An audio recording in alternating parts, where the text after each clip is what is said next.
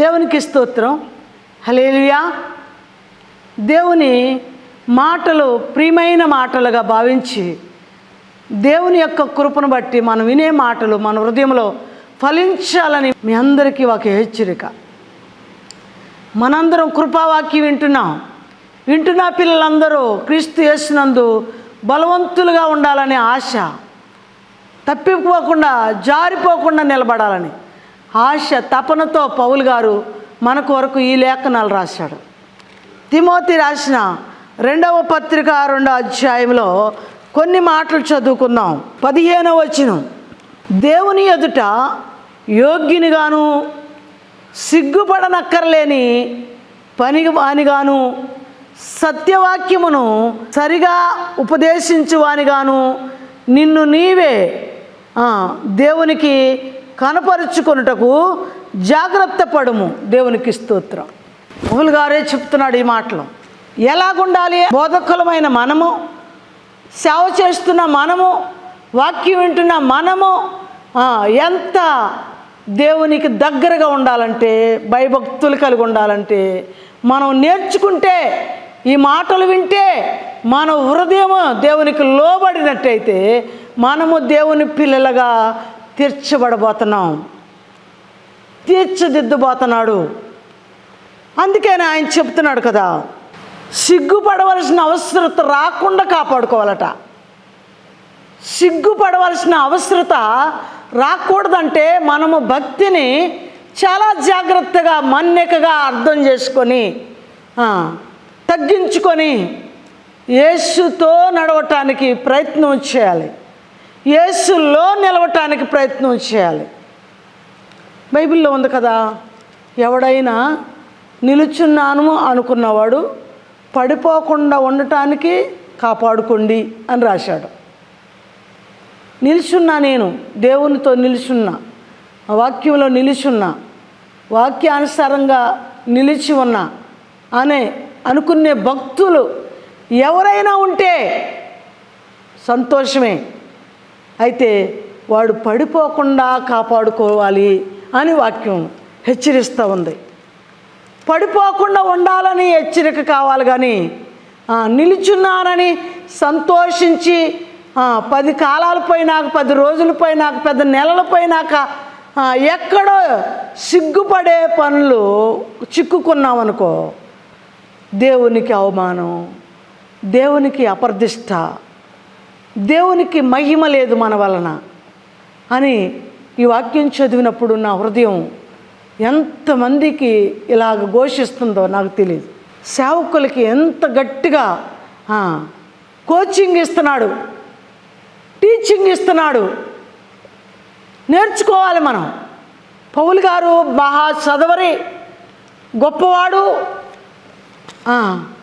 విద్య ఎరిగినవాడు. ఎంత గొప్ప పౌలు గారు ఎంత శ్రద్ధగా రాశాడు. ఏమని రాశాడంటే, సిగ్గుపడనక్కర్లేని పనివానిగాను సత్యవాక్యమును సరిగా ఉపదేశించువానిగాను నిన్ను నీవే దేవునికి కనపరుచుకున్నటకు జాగ్రత్త పడము. జాగ్రత్త. నీ వాక్యంలో ముడుతుందేమో, నలుతుందేమో,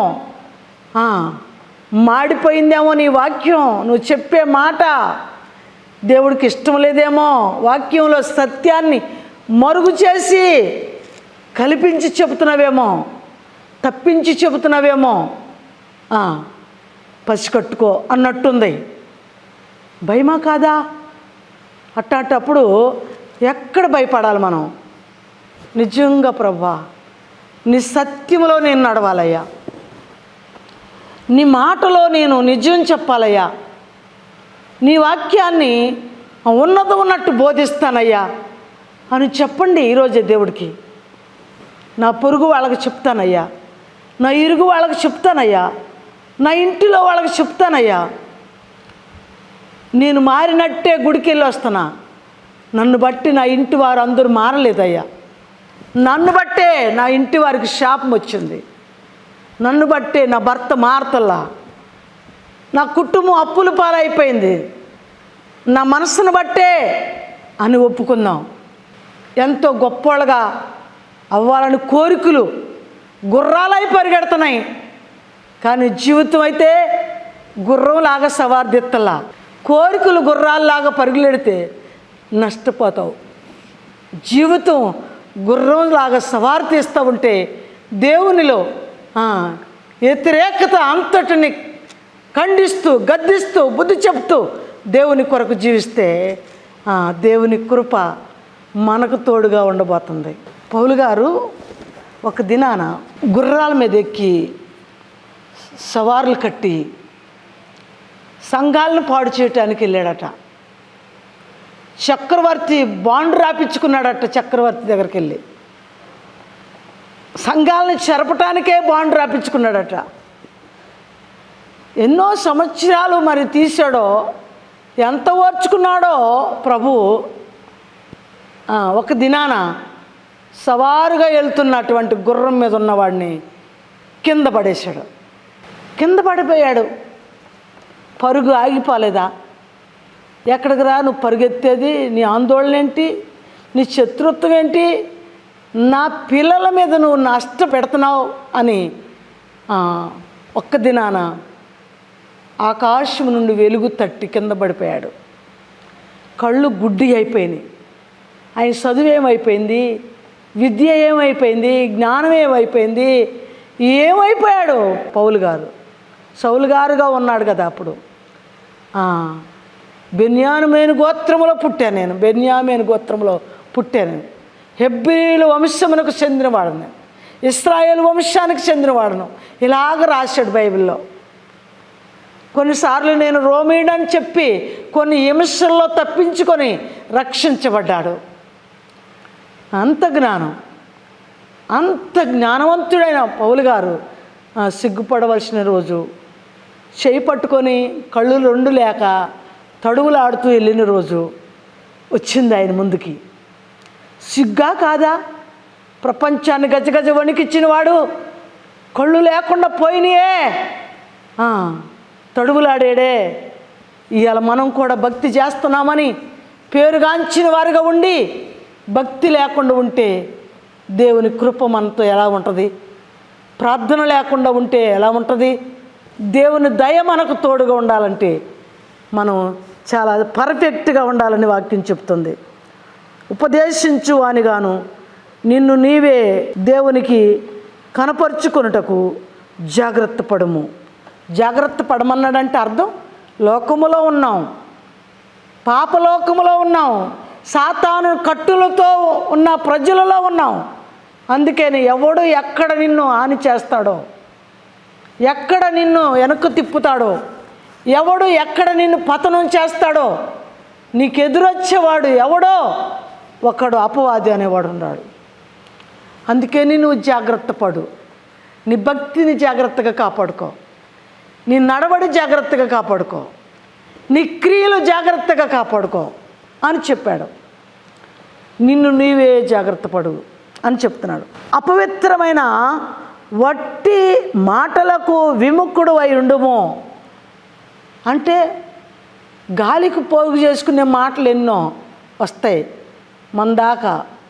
మన గురించి మరొక చాటుకి వెళ్తాయి, మరొక చోట మాటలన్నీ మన దగ్గరకు వస్తాయి. అప్పుడు వట్టి మాటలు పోగు చేసుకునే, గాలికి పోగు చేసుకునే మాటలు కాడ నువ్వు చెవి యొగ్గబాకు.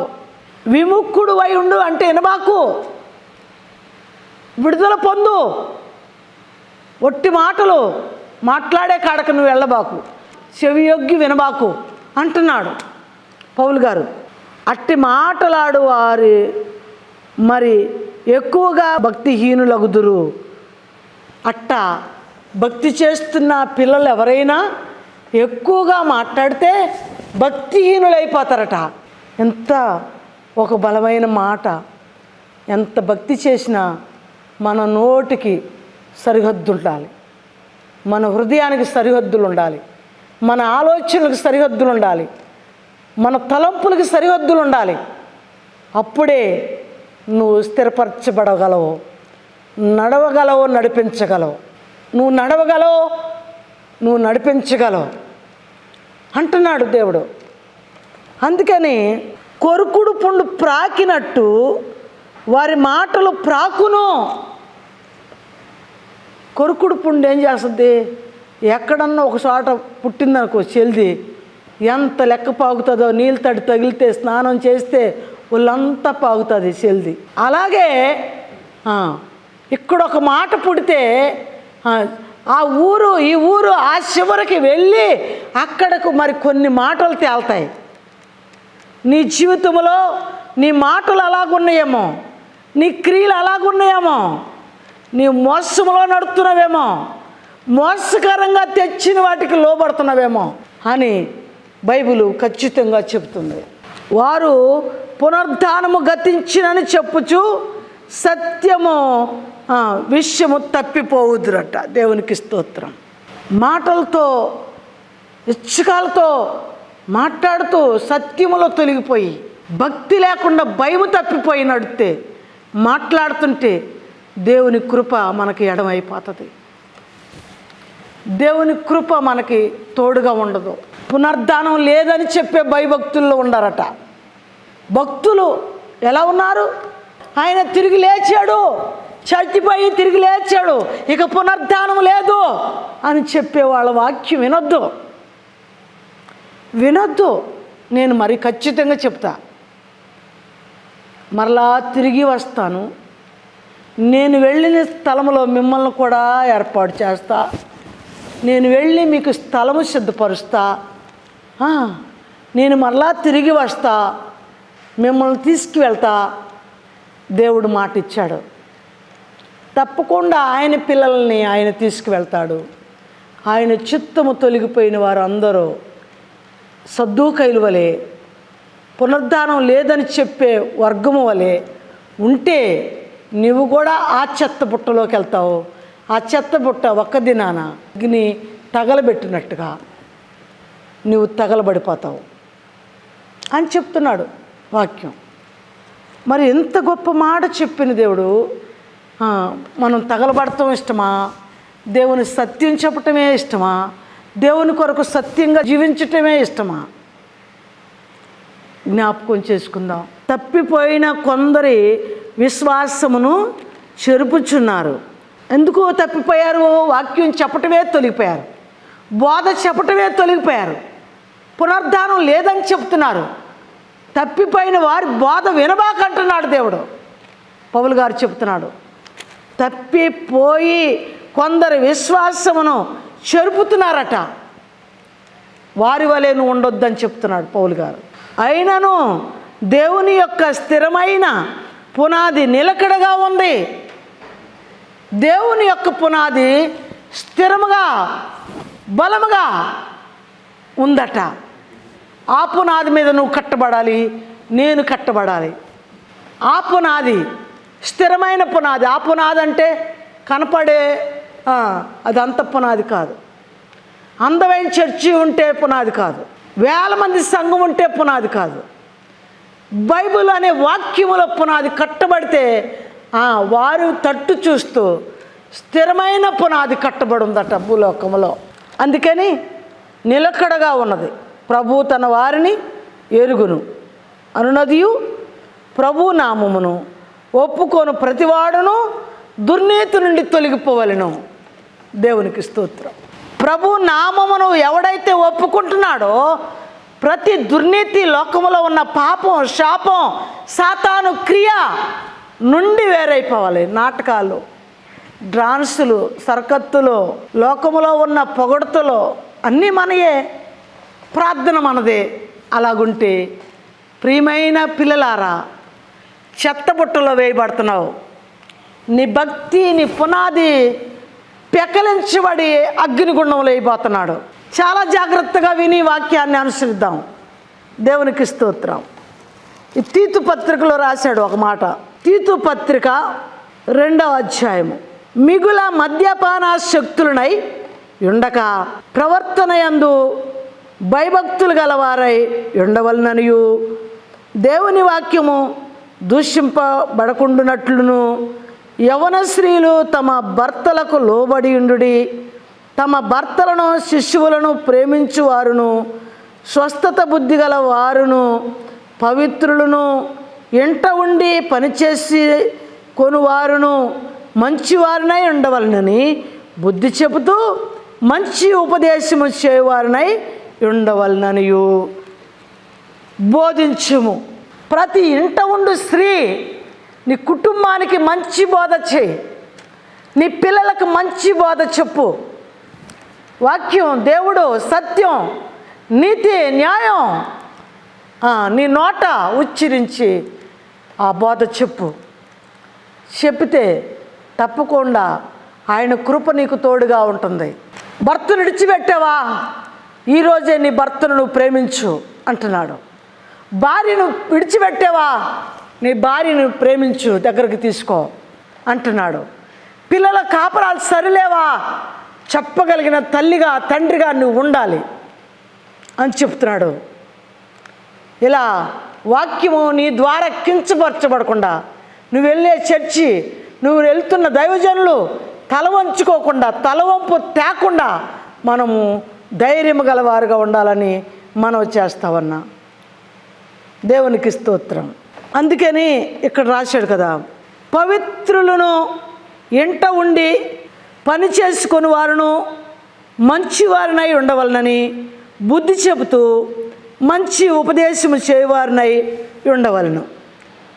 కానీ ఇంట ఉండే స్త్రీలు ఉంటారు, పనికెళ్ళరు, ఇళ్లలోనే ఉంటారు, కానీ కిటికీల్లో గుండా మాట్లాడతారు, తలుపులు తీసి వాళ్ళ ద్వారబంధం దగ్గర కూర్చొని మాట్లాడతారు, కానీ మంచి ఉపదేశము చేయరు.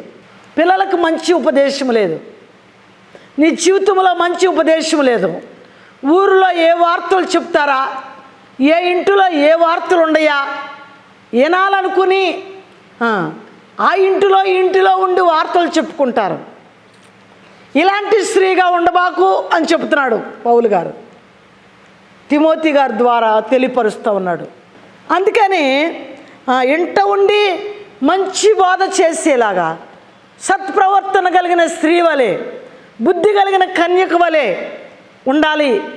నీ పిల్లలకు వాక్యం నేర్పు, సత్యం నేర్పు అని చెప్తున్నాడు. అప్పుడే ఆయన కృప మీకు తోడుగా ఉంటుంది. పవిత్రుల వలె ఉండాలట మనం. పవిత్రులు అంటే అపవిత్రమైన మాటలు కూడా మన నోట రాకూడదు, ముసలమ్మ ముచ్చట్లకు చెవియొగ్గకూడదు, కాని మాటలు మన నోట పలకకూడదు, అపవిత్రత మన దగ్గర అంటకూడదు. వాక్యం సెలవిస్తూ ఉంది. అలా ఉంటే కొండెగాళ్ళుగా ఉండకూడదు, కొండాలు, జగడాలు. ఈ ఇంటి మీద కాకి ఆ ఇంటి మీద వాలకూడదు, ఆ ఇంటి మీద కాకి ఈ ఇంటి మీద వాలకూడదు. నా ఇంటికి నేనే, నీ ఇంటికి నువ్వే, ఇలాగా చేసే ఆడవాళ్ళు, గొడవలు పెట్టేవాళ్ళు, భర్తలకు లోబడనోళ్ళు, వీళ్ళందరూ కంపు కొట్టే జనాంగం, అపవాది జనాంగం, దురుద్దేశంతో బ్రతికే జనాంగం. ఆ జనాంగంలో మనం కూడకూడదు, నడవకూడదు అని వాక్యం చెలవిస్తూ ఉంది. అందుకని ఈ తీతు పత్రికలో 6వ వచనం, అటువలనే స్వస్థ బుద్ధి గలవారై ఉండవలనని యవ్వన కాలపు పురుషులను హెచ్చరిస్తున్నాడు. ఈ ముందు 5, 6 వచనాలేమో స్త్రీలను హెచ్చరించాడు. ఇప్పుడు 6, 7 వచనాలు చూస్తే పురుషులను హెచ్చరిస్తున్నాడు. ఎందుకంటే తగిన సమయం అందు మన పురుషుడు కూడా ఖాళీ సమయంలో ఎంట ఉండినప్పుడు వాళ్ళకు కూడా మంచి వాక్యం చెప్పాలని బైబిల్ మనకు నేర్పుతుంది. ఎంతమంది చెప్తున్నారు పిల్లలారా, దేవుని పిల్లలారా, ప్రియమైన స్నేహితులారా అడుగుతున్నాడు. ఇప్పుడు వరకేమో స్త్రీలకు బోధించాడు.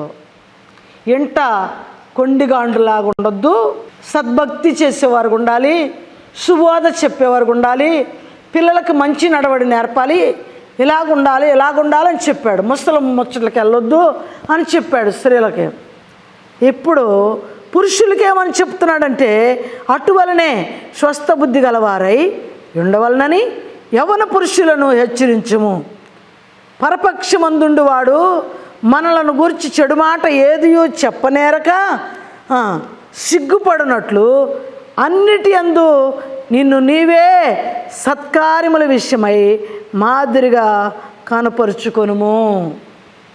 పురుషుడికి కూడా చెప్తున్నాడు. ఏమని చెప్తున్నాడు? యవనస్తుడివి నువ్వు, అయ్యా నా ఖడ్గం చేతబట్టుకున్నావు, నన్ను, నా ఖడ్గాన్ని, నా బోధను కించపరిచేలాగా నడవబాకు. నీ యవన శరీరమందు ఉన్న కోరికలు తీర్చుకోవటానికి లోకములో పాపములో చెడిపోవాకు, జాగ్రత్తగా ఉండు అని చెప్తున్నాడు. యవనస్తులు ఒంటరిగా ఉన్నప్పుడు యవన స్త్రీలు కూడా దగ్గరికి వెళ్ళకూడదు. యవన స్త్రీలు ఒంటరిగా ఉన్నప్పుడు యవన పురుషులు కూడా దగ్గరికి వెళ్ళకూడదు. ఒంటరిగా ఉన్నప్పుడు మాట్లాడకూడదు. మన జీవితాన్ని మనమే క్రమపరుచుకుంటే దేవునికి మహిమ కలుగునుగాక. మన జీవితాన్ని మనమే ఆయనకు అప్పగించుకుంటే ఆయనకి మహిమ కలుగునుగాక అని చెప్తా ఉన్నాడు. అందుకని అన్నిటి యందు నిన్ను నీవే సత్కార్యముల విషయమై మాదిరిగా కనపరుచుకొనుము. నీ ఉపదేశము మోసము లేనిదిగాను, మాన్యమైనదిగాను, నిరాక్షేపమైన హితవాక్యముతో కూడినదిగాను ఉండవలెను. ఈ మాట గుండె బాకులాగా గుచ్చుకుంటున్నాయి. ఎంతమంది వాక్యం వింటున్నారో ప్రియమైన పిల్లలారా. ఈ వాక్యం గుండెల్లో గుచ్చుకుంటుంది బాకులాగా. ఎందుకంటే ఇక్కడ అంటున్నాడు కదా, నీ ఉపదేశము మోసము లేని దానిగా, మాన్యమైనదిగాను, నిరాక్షేపమైనదిగా, హితవాక్యముతో కూడినదిగాను ఉండవలెను. దాసులైన వారు అన్ని విషయముల యందు మన రక్షకుడగు దేవుని ఉపదేశమును అలంకరించినట్లు తమ యజమానులకు ఎదురు మాట చెప్పక, ఏమియో అపహరింపక, సంపూర్ణమైన మంచి నమ్మకమును కనపరుచుచు అన్ని కార్యములందు వారిని సంతోషపెట్టుచు వారికి లోబడి ఉండవలనని వారిని హెచ్చరించుము. దేవునికి స్తోత్రం. ఏం చెప్తా ఉంది వాక్యం అంటే, నీకు యజమానులు ఎవరైతే ఉన్నారో, ఇంట్లో నీకు భర్త యజమాను, సంఘములో దైవజనులు ఒక యజమాను, దైవజనులకు మించిన ఒక ఆయన దేవుడైన యేసు ప్రభువారు ఒక యజమాను. అలాగే కొంత కొంత కొంత కొంత కొంత అట్లా అనుకుంటా పోతే కొన్ని కొన్ని కుటుంబాలకి కొందరు యజమానులు ఉండారు. సాతానుడు అనేవాడు కూడా యజమానుడే వాళ్ళ మీద. ఎందుకంటే సీరియలు, సినిమాలు, నాటికలు, డ్రామాలు, బూతులు, సర్వశక్తులు, యవనేచ్ఛులు, శరీరేచ్ఛులు ఆ ఇంటిలో ఉండే కనుక వారికి కాపరి ఎవడు? వారి కాపరి, వారి యజమాని ఎవడంటే సాతానుడే. ప్రాముఖ్యంగా చెప్తున్నా నేను. నమ్మండి, నమ్మండి, నమ్మి నడవండి. అందుకని నీకు యజమానుడు ఎవరు? ఈ రోజున వాక్యం వింటున్నావా? భక్తి కలిగి నడిచినట్టే జీవిస్తున్నావా? గుడికి వెళ్తున్నావా? యేసయ్యని తెలుసుకున్నావా? అయితే ఏవైతే వద్దని చెప్పాడో, ఏదైతే విసర్జించమన్నాడో వాటన్నిటిని నువ్వు విసర్జించటానికి సిద్ధపడు. దేవుని వాక్యం సెలవిస్తుంది. యజమానులైన వారిని సంతోషపెట్టు అని ఉంది ఇక్కడ. మరొక చాట ఏమనుందంటే, నిన్ను దండులో చేర్చుకొనిన సైనికులను సంతోషపెట్టాలని ఉంది వాక్యం. నిన్ను దండులో చేర్చుకొనిన దైవజనుల్ని, సైనికుడు, యుద్ధానికి వెళ్ళేవాడు సైనికుడు, సైనికుల్ని చేర్చుకున్నవాడు దండులో ఒక నాయకుడు. అయితే ఆ నాయకుడిని సంతోషపెట్టాలంటే యుద్ధం చేసేవాడు.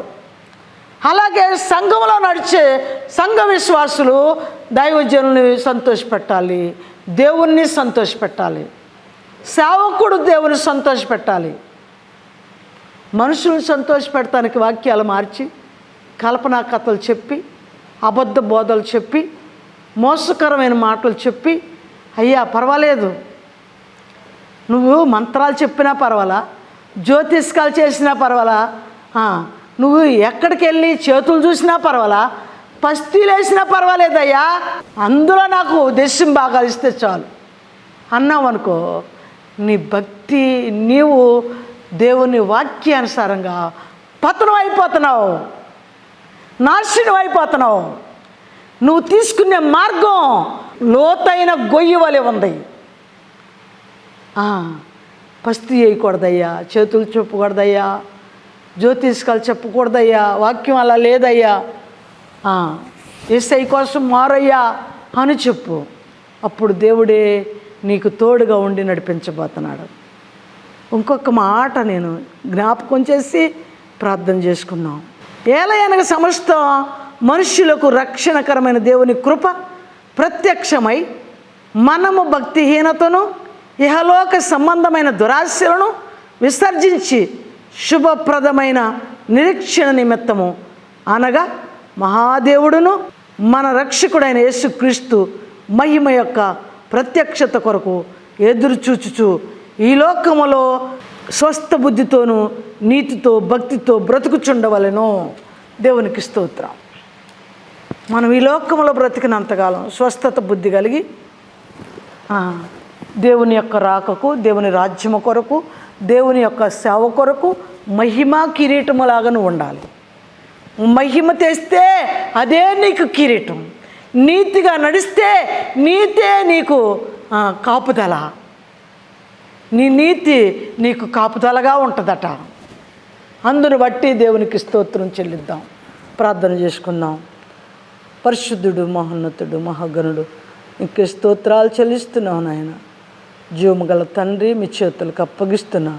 నీ కృపావాక్యం వింటున్న పిల్లలందరికీ అయ్యా, నాకు ఏ రీతిగా హృదయంలో ఆలోచన కలిగించారో, మనసు కలిగించారో, వారు కూడా అట్టి మనస్సు కలిగి ఆలోచించి ఈ వాక్యానుసారంగా భయపడవాలని, ఆశించవాలని, నడవాలని ఆశిస్తున్నా.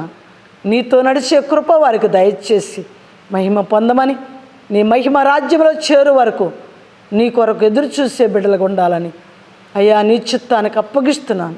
కృపావాక్యం వింటున్న పిల్లల్ని, వారి కుటుంబాలను, వారి బిడ్డలను దీవించి ఆశీర్వదించమని, అనారోగ్యాలతో ఉంటే ఆరోగ్యాలు దయచేయండి. నెమ్మది లేని కుటుంబాలకు నెమ్మది, శాంతి లేని బిడ్డలకు శాంతి, సమాధానం లేని బిడ్డలకు సమాధానం దయచేసి మహిమ పొందమని యేసు నామములో అడుగుచున్నాను తండ్రి. ఆమేన్, ఆమేన్.